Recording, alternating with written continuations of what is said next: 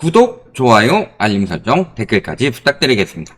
주변에서 2025년, 2026년도까지 집값 다시 폭등할 거라고 유튜브 방송에서 많이 나온다는데 어느 방송일까요? 많죠? 가능성은 있을까요? 이거 보고 집 사야 된대요. 오늘만 하더라도요. 내년에도 집값 상승할 것이다. 서울 전세값 대폭 오를 것. 전문가 절반. 그래서 여기서 전문가 100명 설문을 했는데 예전 같으면 그 100명 누군지 알려줘요? 그럼 저희가 이 100명의 면면을 분석해보죠. 예를 들어서 대부분 이런 사람들 꼭 들어간다. 이런 사람들 꼭 들어가죠. 그 이유는 전세값 상승 뭐 이런 것에 대해서도 이야기 많이 나오고 이거보다 더 많이 이야기가 나오는 게 주사년에서 공급 부족 지속 시 수도권 집값 폭등할 것이니까 건축비 현실화 등이 필요하다. 이런 이야기 계속 하니까 요걸 위주로 아마 많이 이야기를 했을 거예요. 그래서 뭐 서울이 오르고 수도권도 오르고 집값 상승 압력이 축적되어 있다. 원기옥 쌓여 있다. 이렇게 상승 요건을 많이 이야기를 하는데 상승 요건만 이야기를 합니다. 그리고 30대 도달 인구의 증가는 뭐야 또 도대체. 지금 생산 가능 인구, 집 사는 생산 가능 인구가 늘고 있어요? 빠지고 있어요? 그리고 30세 도달 인구 증가가 집값 폭등을 시킨다. 이런 이론은 듣도 보도 못했다.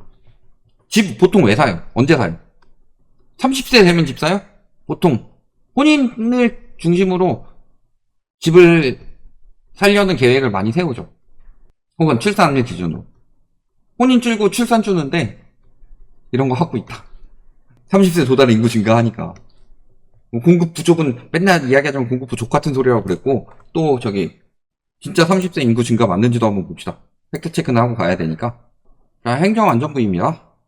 한 28세부터 32세까지 한번 검색을 해봅시다. 자, 30세 도달 인구가 증가하고 있냐? 자, 32세에서 31세를 보면은 여기선 증가했죠. 그러니까 요때는 살짝 증가했는데 현재 30세 도달 인구는 전년보다 줄었죠. 내년에도 더 줄 겁니다. 내후년 돼야지 조금 늘어난 정도죠. 30세 도달 인구 증가라는 말부터가 구라였죠. 이런 것도 보면 바로 답이 나오는 거고 지금 혼인하면 집 산다 이런 이야기 했잖아요. 그러니까 혼인율 올리려고 별짓을 다 하는 게 결혼하면 세금 깎아준대요. 그러니까 그 전에 실제 혼인은 했는데 혼인 건수로 안 들어가는 경우가 많습니다. 왜냐면 혼인했을 때 불이익을 받기 때문에. 그러니까 대표적으로 예전에 그런 것도 있었다고 그랬죠. 남편이 집 사고 아내가 전세 들어간다. 다만 둘이 혼인신고는 안 해서 남남인 것처럼 나오면은 5억짜리 집을 사는데요. 대출이 한 2억밖에 안 나와요. 근데 5억짜리 집에 4억 5천 전세 들어간다고 해놓고 여기에 80% 받으면 어떻게 되죠? 3억 6천이죠. 그러면 이때는 자기 자금 3억이 필요한데 이때는 자기 자본이 1억 4천만 필요하기 때문에 이런 식으로 혼인신고를 안 하는 경우가 많았다. 혼인을 해놓고 나서도. 근데 지금은 오히려 혼인하면 혜택 준다. 그러면 혼인 건수가 늘어나는 걸로 보이면 우리가 혼인 건수 늘리는데 성공했다. 좀 보긴 그렇죠. 그렇게 보긴 좀 그렇고 이런 식으로 하면서 겉보기 대책만 나오니까 출산율도 제대로 안 나오는 거고 국가 소멸 수준이다. 그래서 요걸 보고 집 사야 된다. 늘 말씀드리지만 상방 요인이랑 하방 요인을 같이 봐야 돼요. 근데 상방 요인은 지금 대부분 변동성이 크고 하방 요인은 보정성이 커요. 지금 상방 요인으로 이야기하는 게 뭐가 있어요? 1번 심리, 거래량 증가, 이게 회복이 되고 있다. 그 다음에 공급 부족, 전세가 상승 이런 것들이 대부분이죠. 그 다음에 정책 대출.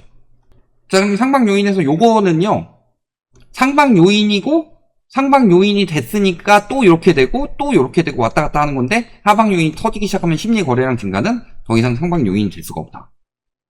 그 다음에 공급 부족은 공급 부족 같은 소리라고 그랬죠. 실질적으로 신축 이야기만 하고 있지만 저번에도 말씀드렸는데 신축 가격이 너무 비싸요. 신축이 공급이 되더라도 사람들이 받아줄 수 있을 여력이 안 된다. 지금 분양가가 얼마예요? 얼마나 올렸는데. 거기에다가 매물 많이 나오고 있는 것만 보더라도 공급 부족은 아닙니다.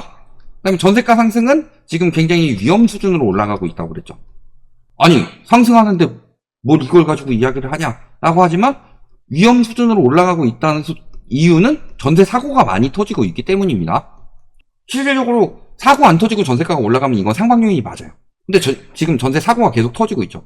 그것은 지금 집주인들이 돈을 돌려줄 여력도 안 됐는데 무리하게 대출을 받고 있는 거죠, 세입자한테.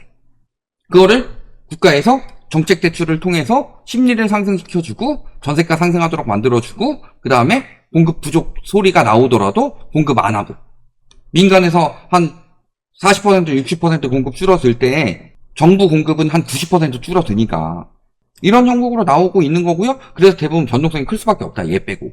근데 얘는 신축 공급만 이야기를 하는 거지만 신축 공급을 그만큼 사주는 수요가 있다. 그래서 미분양이 줄고 악성 미분양이 준다 라고 보면은 공급 부족이 맞는데 미분양이 늘고 악성 미분양이 늘고 있는데 어떻게 공급 부족이냐. 공급 부족은 공급의 총량, 뭐 공급이 5만호가 됐다가 2만호가 됐다, 이게 공급 부족이 아니라요, 수요가 10,000명인데 공급이 2만호가 되면 인건 공급 과잉인 거고 수요가 10만 명인데 공급이 5만호가 공급이 되면 공급 부족인 겁니다. 지금은 수요가 없어서 미분양이 늘고 있는데 어떻게 공급 부족 소리가 나오냐. 근데 하방 요인은 대부분 고정된 요인들이 많죠. 금리 인하도 있네요. 금리 인하. 요거까지죠? 그럼 하방 요인은 대부분 고정 요인이 많죠. 뭐 금리 인하는 상방 요인이긴 하죠. 그랬을 때, 일단은 대출, 총량 규제가 들어가죠.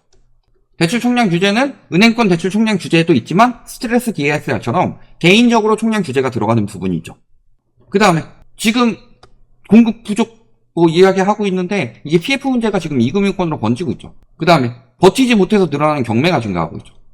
매물이 계속 증가하고 있죠.